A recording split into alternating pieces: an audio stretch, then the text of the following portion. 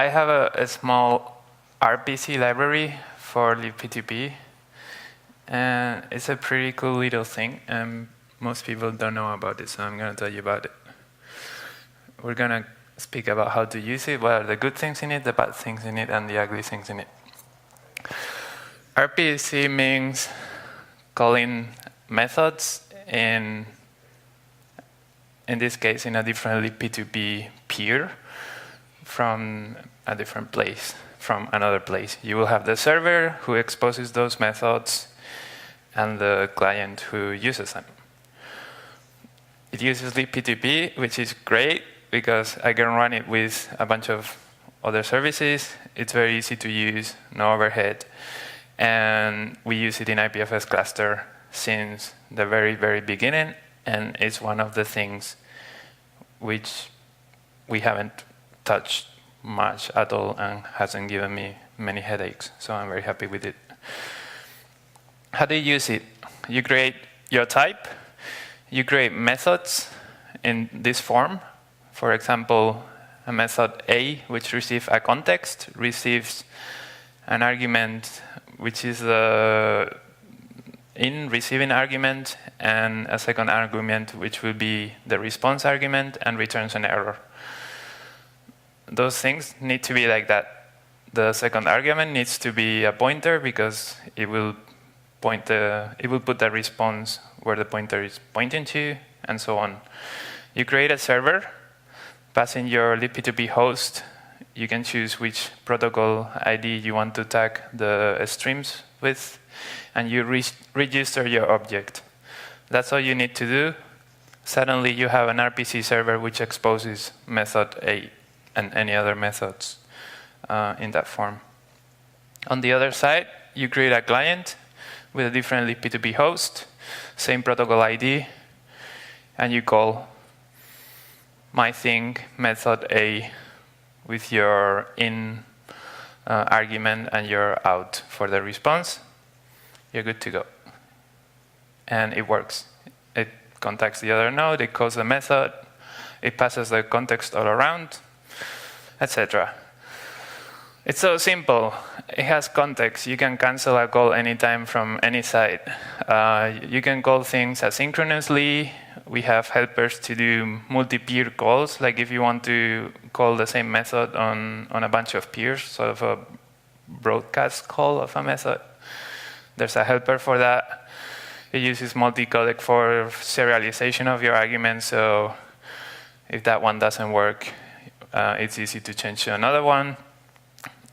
If you're calling methods on the same peer, like your server is also your client, we have a shortcut for that, so that it doesn't need to touch the network or the libp2p stack at all. And it's really awesome for testing, because if you put this layer in your tests, you can stub it. You can just replace the whole RPC server, the original one, with something else that fits your texts, and you can pretty much, it's like really, really nice for that. The bad things, you're limited to this method definition type. That's all you can do. If you need to pass more arguments, you need to wrap them in T1. If you need complex responses, it needs to come as T2. T1 and T2 must be serializable types in Go. So, you know, objects with public fields and base types, basically. And it doesn't have streaming, and it doesn't have out, but we might add it because we might need it in the future. So when we need it, we will add it. There's no ugly things in this library, except one. Thank you. Questions? Yeah. How friendly it is for other languages? Sorry. How friendly it is for other languages? If I want to create a client for an RPC in JS or Rust? It would be about, the only thing you need to worry about is deserialization. So maybe message pack is not something that exists in the JavaScript world, I don't know, but if you put JSON in there, you will get objects JSON. You will have to return JSON objects, and it will work as long as your as long as your object in Go and JavaScript are the same, and you can convert between the two using JSON. So. Cool. So it supports multiple like it accepts multiple serialization types right now. Like you can already pick from message back, keyboard, JSON, whatever. Right now it's not a parameter, but it makes totally sense to make it configurable when you create the server and the client. Yeah, it's like 2 lines of code to make that.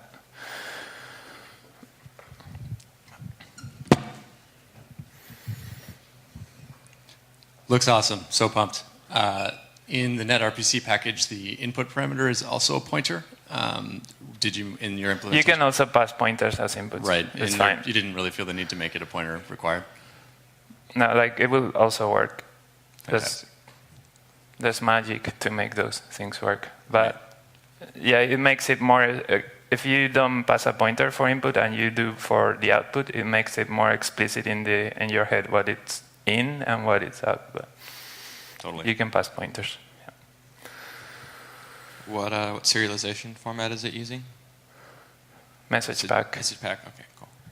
Which is a multicodec that I added, but you can put a different multicodec in there. Hopefully one that is not broken, but yeah. It looks great. Can you tell me a couple of things towards not using something like Google RPC versus? Yeah, go ahead, use it. Use gRPC is fine. This is like super easy and super small, and I understand absolutely what's going on, and it answers my needs. If Google RPC answers your needs, you can use it, and there is a libp2p transport somewhere for gRPC. I have nothing against gRPC. I don't think this is better than gRPC. This is smaller and simpler. Thanks. Any other questions? Oh. So I've been looking for a RPC library that not only can do the RPC normal things, but also can be very friendly to like generate stubs for other languages, like make sure that we can define the calls once and then create something that is very usable. And also at the same time, like generate automatically docs. Like one of the problems with HTTP API on IPFS is that like we kind of like this problem where it's really hard to have the docs up to date and have all the implementations have a client that is generated from a spec or a pseudo spec rather than everyone implementing by hand.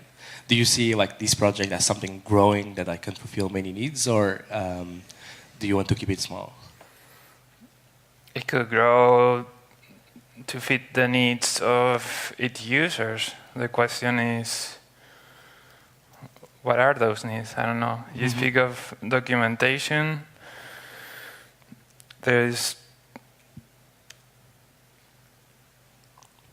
Since you define the methods for your RPC, you can document them, right? So you eventually,